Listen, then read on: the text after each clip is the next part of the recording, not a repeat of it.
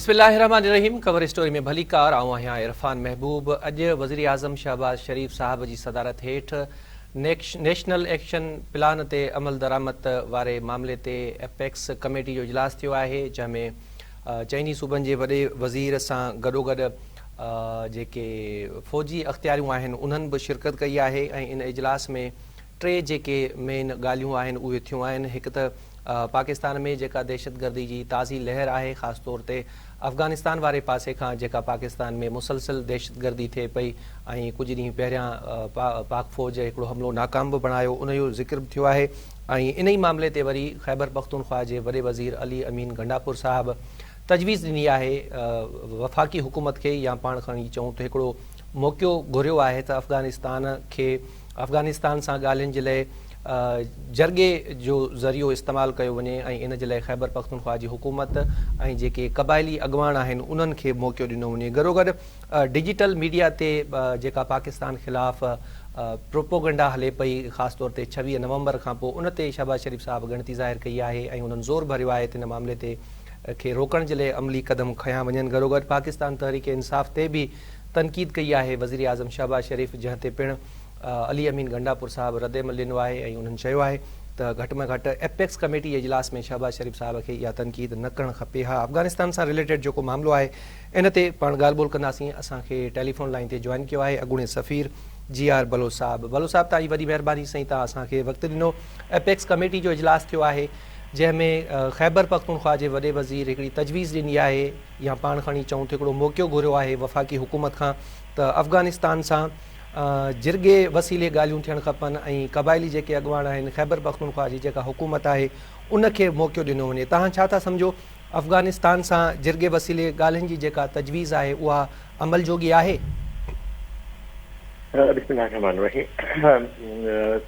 ॾिसो, ही जेका एपेक्स कमेटी जी मीटिंग थी आहे जी सर, को तसलसल आहे हुकूमत जो पंहिंजे हुकूमत जे रफ़क़ाए कार सां, ख़ासि करे वज़ीर आज़म तरफ़ां ॾाढो हिकिड़ो सुठो मॉडल इवॉल्व थियो आहे इन लास्ट 1 ईयर। जेको मूं ऑब्ज़र्व कयो आहे त हू पंहिंजे रफ़क़ाए कार सां काफ़ी वेझो थी उन सां एक्सप्रेस बि कंदो आहे, एक्सचेंज बि कंदो आहे, प्रायोरिटीज़ बि ॿुधाईंदो आहे। ऐं सभ खां इंट्रस्टिंग ॻाल्हि इहा आहे त उहो सॼी कार्रवाई असांखे मीडिया ते बि नज़र ईंदी आहे। त हिकु लिहाज़ सां हू आवाम सां बि शेयर करे थो त हींअर हुकूमत छा पई सोचे।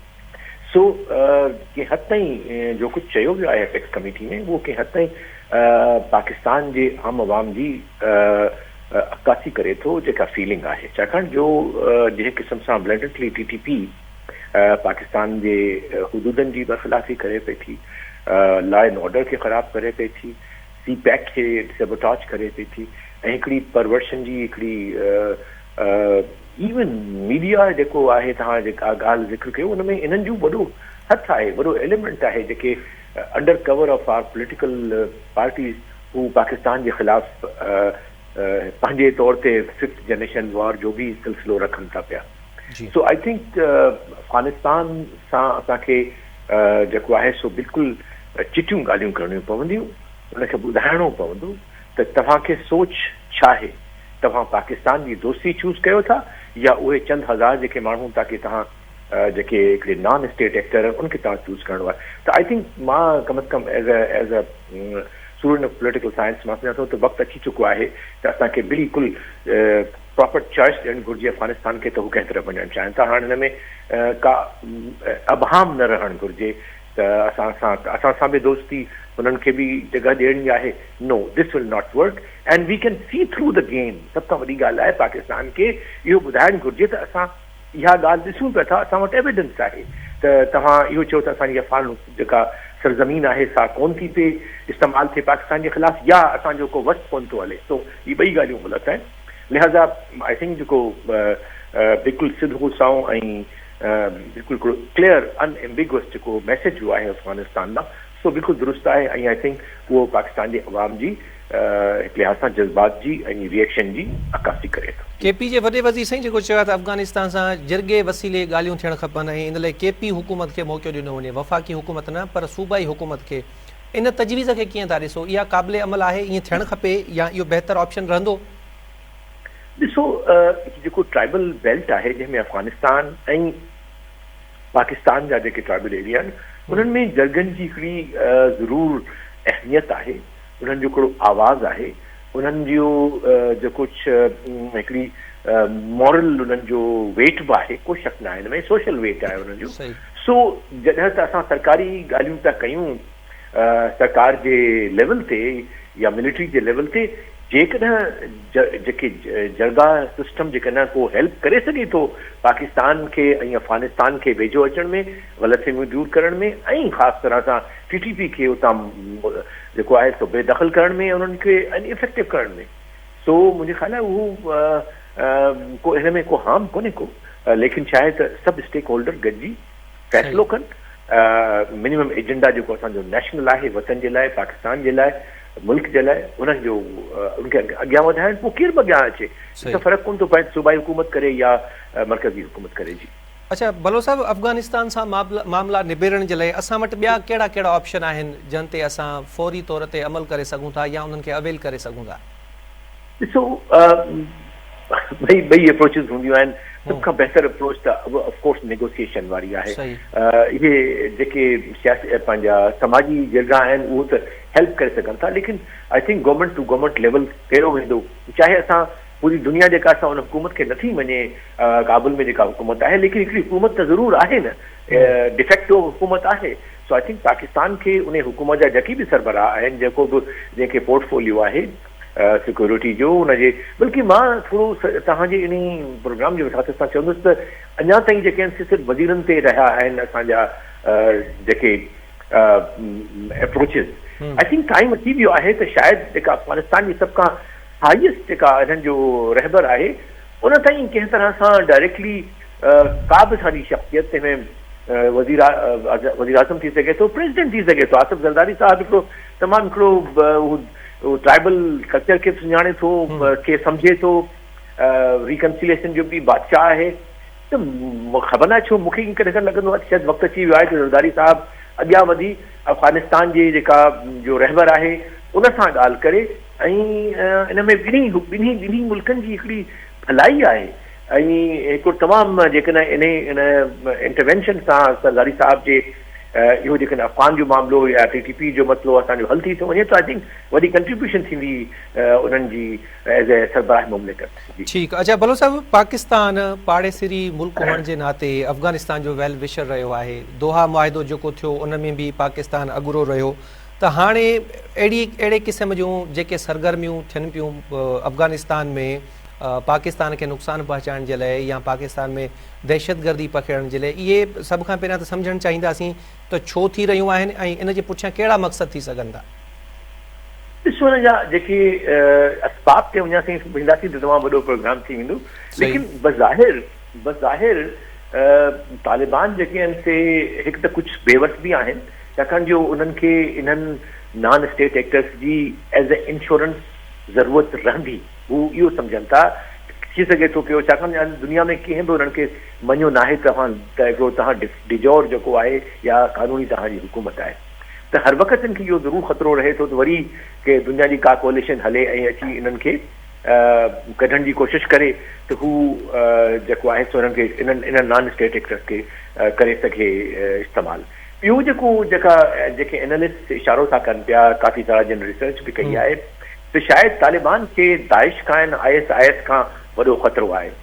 उन्हनि खे मोह ॾियण लाइ बि हू TTP खे पंहिंजो पाण सां रखणु चाहिनि था, उनखे मुकमिल तरह सां उनखां मोह नथा मोड़णु चाहिनि ऐं हुनजो इस्तेमालु करणु चाहिनि था। सो इन में हिकिड़ी मिनी प्रॉक्सी वॉर जेका आहे अफ़गानिस्तान में बि हले पई, ऐं अफ़गानिस्तान जा जेके तालिबान आहिनि से बि हिकिड़ी पंहिंजी असर्ट करणु चाहिनि था त असां हिकिड़ी हुकूमत आहियूं। सो पाकिस्तान खे बि इहो ॿुधाइणु चाहिनि था। सो हिक लिहाज़ सां TTP हिकिड़ी प्रॉक्सी आहे तालिबान जी हिन वक़्तु, पोइ हू उनजा इस्तेमालु मुख़्तलिफ़ कंदा रहनि था वक़्तनि ते। जी, लेकिन असांखे वॾो नुक़सानु थो थिए पाकिस्तान खे।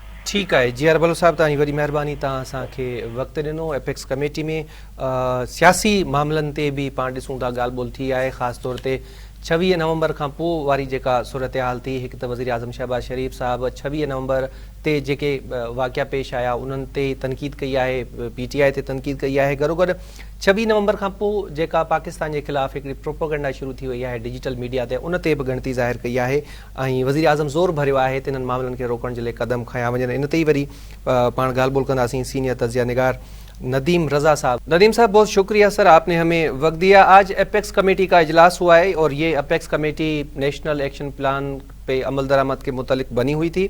इसमें वैसे तो सर बहुत सारी बातें हुई हैं, लेकिन एक बात जो वज़ीर आज़म शहबाज शरीफ साहब ने कही है कि सोशल मीडिया पे जिस तरह पाकिस्तान के ख़िलाफ़ एक प्रोपोगंडा किया जा रहा है और उन्होंने इस बात पे ज़ोर दिया है कि इसको हर सूरत रोकने के लिए इक़दामात किए जाएं। तो आप क्या समझते हैं, ये सोशल मीडिया पे 26 नवंबर के बाद ख़ास तौर पे जिस तरह की चीज़ें शुरू की गई हैं, अब हुकूमत इनको कैसे रोकेगी, या फिर सोशल मीडिया पे पाबंदी जिस तरह पहले पीका में एक सेक्शन डाला गया, इस तरह की कोई कानून साजी होगी जिसके लिए कई मरतबा वज़रा साहिबान जो हैं वो बातें भी कर चुके हैं? देखें, कानून साजी तो हमारे यहाँ हर दौर में रही है और पाकिस्तान तहरीक इंसाफ की जब गवर्नमेंट थी, आपको याद होगा फवाद चौधरी वजीर इत्तलात थे, तो उन्होंने भी ये कानून साजी की थी, इसी तरह का कानून लेके आ रहे थे, उस पर भी एहतजाज हुआ था। फिर उन्होंने ये भी कहा था कि अब मास कम्युनिकेशन जर्नलिज्म को ख़त्म कर देना चाहिए यूनिवर्सिटी से।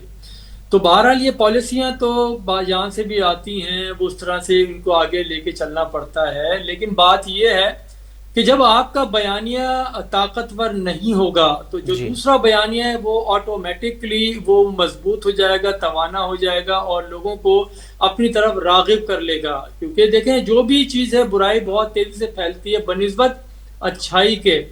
तो अनफॉर्चुनेटली हमारे मुल्क में हो यही रहा है, प्रोपेगेंडा मशीनरी सबकी है, सिर्फ एक जमात की नहीं है, सभी उसके ऊपर लगे में जो मुल्क में क्या हो रहा है उसकी तरफ ध्यान नहीं है आपका। तो बात यह कि यूथ को आपने ऐसे ही छोड़ दिया, यूथ बेरोजगार हो रही है, कारोबार के मौके नहीं है, मईशत का जो हाल है वो सबके सामने है। इस वजह से हर इंसान इसी पे लगा हुआ। फिर जब से वो जो यूट्यूब या टिकटॉक इस तरह से जो फेसबुक, वहां से जो अर्निंग शुरू हुई है डॉलर्स के अंदर, क्योंकि यहाँ जब रोजगार के मौके नहीं है, वो लघु, झूठ, फरेब, मकर, इस तरह के जितने अल्फाज हैं उनको जमा कर लें आप, उसी के साथ वो दिन रात उसके ऊपर लगे रहते हैं क्योंकि उनके पास डॉलर्स गिर रहे हैं। अगर आप कोई ऐसी लुक्रेटिव उनको अपॉर्चुनिटी प्रोवाइड करें जिससे वो अपना बिजनेस बेहतर करें, किसी और उसके ऊपर आए, काम करें, लेकिन वो क्या करेंगे? आप इंटरनेट की स्पीड स्लो कर दी है, जो घरों से काम कर रहे थे उनके लिए प्रॉब्लम आपने क्रिएट कर दी है। तो इस तरह से आपको करना पड़ेगा। फिर यूथ को कारआमद करने के लिए स्पोर्ट्स को फरोग दें, खेलों की सरगर्मियां बढ़ाएं। हमारे यहाँ तो स्कूल भी खत्म कर दिए गए, सारे जो प्राइवेट सेक्टर को दे दिया गया है, वो छोटे छोटे 2-2, 3-3 कमरों के घरों के अंदर स्कूल चला रहे हैं और एक ही बिल्डिंग के अंदर सारा कुछ हो रहा है जहाँ पे सरगर्मी तो है ही नहीं। तो ये मनफी सरगर्मी उसी सूरत बढ़ती हैं कि जब आपके पास करने को पॉजिटिव वे में कोई चीज नहीं होती, इसीलिए बढ़ती है। तो इस जानिब अगर तवज्जो दें, ना कि सिर्फ यही करें कि बार बार प्रेस कॉन्फ्रेंस कर लें और एक्शन प्लान तरतीब दे दें, नहीं, आपको उसके लिए खुद एक एक्शन प्लान, इस तरह काउंटर स्ट्रेटजी जो होती है उसको लेकर आए। जो ब्रेन है आपने काउंटर नैरेटिव डेवलप करने के लिए वो भी उसी वे में जो तहरीक इंसाफ या दीगर जो लोग जबान इस्तेमाल कर रहे हैं उसी जबान में ही आप उसका जवाब दे रहे हैं। तो ये तो फिर आप उसको मल्टीप्लाई कर रहे हैं। वो इस तरह से कभी इस पर कंट्रोल नहीं कर सकता, आप जितने कवानीन बना लें, क्योंकि मोस्टली जो सोशल मीडिया है, जो एप्स को इस्तेमाल कर रहे हैं वो बाहर से कर रहे हैं। जहाँ इवन इससे अंदाजा लगाएं कि जो इमरान खान का अपना जो ट्विटर हैंडल है वो भी बाहर से है, और इसका बारहा जो तहरीक इंसाफ की क़यादत जो पाकिस्तान में बैठी है, जो मुल्क से जो बाहर से ब्रीफकेस लेकर आए थे वो ब्रीफकेस समेत बाहर जाके बैठ गए, वहां से प्रोपेगेंडा करें। जो मुकामी जो लीडरान थे वो इससे आजिज हैं, बेजार हैं और तंग हो चुके हैं। वो खुद कह रहे हैं अपनी निजी महफिलों में भी, अब तो खैर वो भी सोशल मीडिया पे कह रहे हैं कि इसका हमारे पास भी कंट्रोल नहीं है, और ये पाकिस्तान आए तो फिर हालात बेहतर हो सकते हैं, वगर ना कोई हालात बेहतरी का चांस फिलहाल इस डिजिटल मीडिया के ऊपर एटलीस्ट दिखाई नहीं देता। अच्छा सर, जो तजावीज़ आप दे रहे हैं कि यूथ को इंगेज करना चाहिए, उनके पास अपॉर्चुनिटीज़ नहीं है, बेरोज़गारी है वगैरह वगैरह, और आपने तजवीज़ें भी दी कि ऐसा ऐसा होना चाहिए, लेकिन ये सब करने के लिए ٹائم لگتا ہے، ٹائم چاہیے. حکومت کے پاس اتنا وقت ہے کہ یہ سارا انتظام کر سکے اتنے عرصے میں؟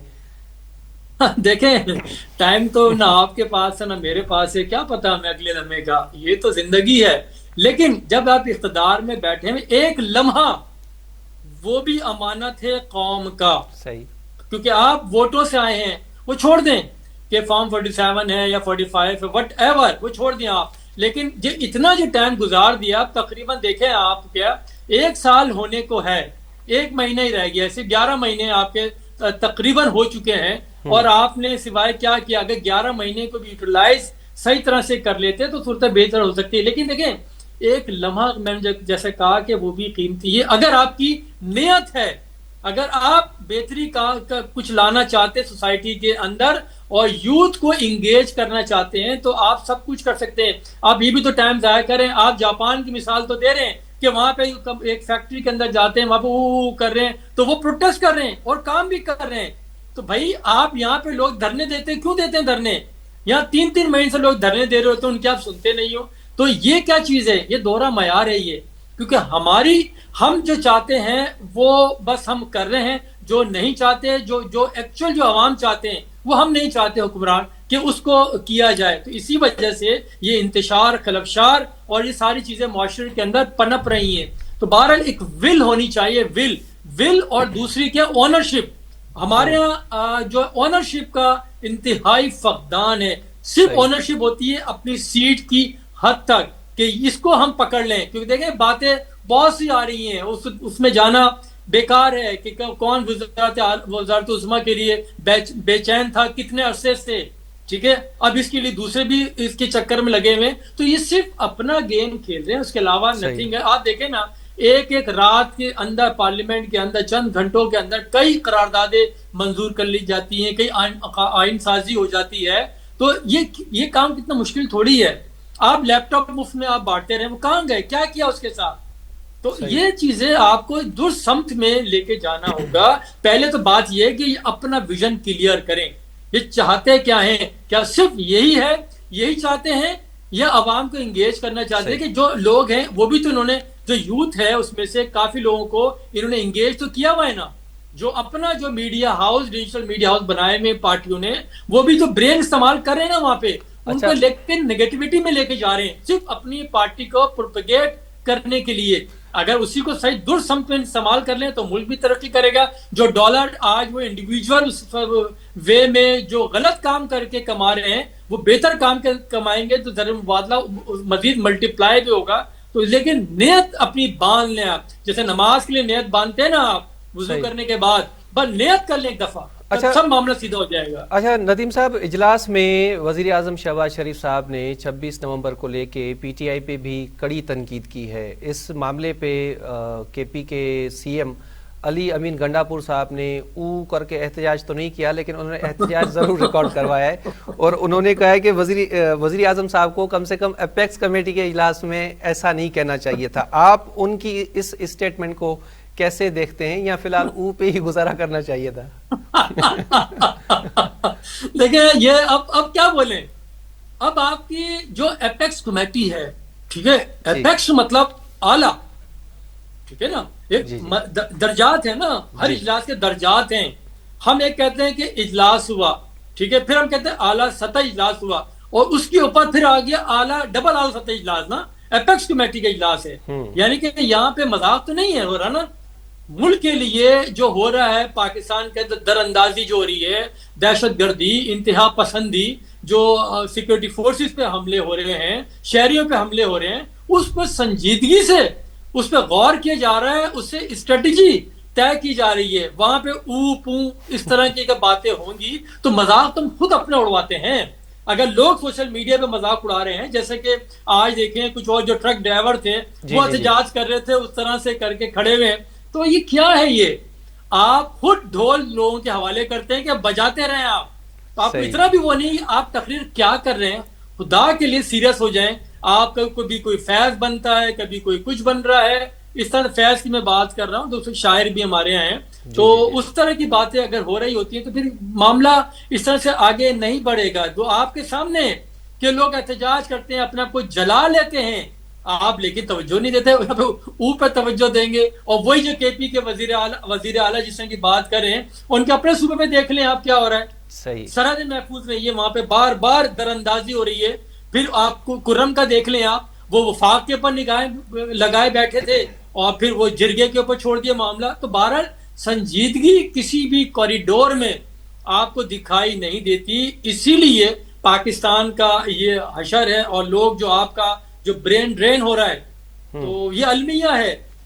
اور آپ دیکھیں اس کا ٹائم لگتا ہے اس کا امپیکٹ آنے کے اندر, کہ جیسے کوئی آپ کام کر رہے ہوتے ہیں اس کو فروغ دینے میں وقت لگتا ہے, اس میں مہینے سال لگ جاتے ہیں. تو اسی طرح جب برین ڈرین ہوتا ہے نا, اس کا بھی آپ کو ہوتا ہے. جب آپ کے جو اعلیٰ ترین ذہان ہیں وہ باہر نکل جائیں گے تو پھر یہی رہ جائے گا. پھر چلیں ندیم رضا صاحب, بہت بہت شکریہ, آپ نے ہمیں وقت دیا.